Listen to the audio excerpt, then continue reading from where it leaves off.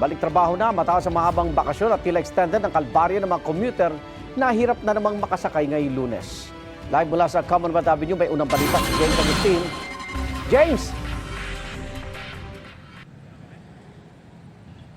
Good morning. Maagang pahirapan yung pagsakay ng maraming pasahero dito sa Commonwealth Avenue sa area ng Philcoa. Ngayong back to work na ang karamihan matapos ang Semana Santa break. Mag-alas 5 pa lamang ng umaga kanina ay marami ng pasahero na naghihintay na masasakyan sa Philcoa. Karamihan ay nag-uunahan makasakay sa mga pampublikong sasakyan na punuan na.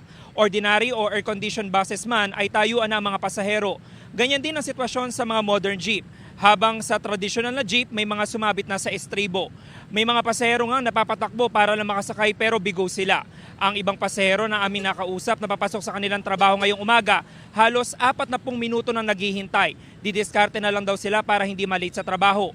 Marami rin pasahero sa bus na may libreng sakay mula sa area ng Fairview hanggang sa Welcome Rotonda sa lungsod ng Maynila. Samantala, Igan, ito yung nakikita niyong sitwasyon ngayon dito sa area ng Philcoa. Marami-rami pa rin po yung mga pasahero pero ngayon pinausod sila doon sa area ng PUV stop ng mga tao ng MMDA dahil kanina nasasakop na nila itong 2 lane ng kalsada. Pero ganun pa rin po yung sitwasyon. Marami pong mga pampublikong sasakyan dito na nakikita natin na punuan simula kanina madaling araw. Maging jeep man yan o mga bus o mga UV Express. Silipin naman po natin yung lagay ng trapiko dito sa kabaan ng Commonwealth Avenue.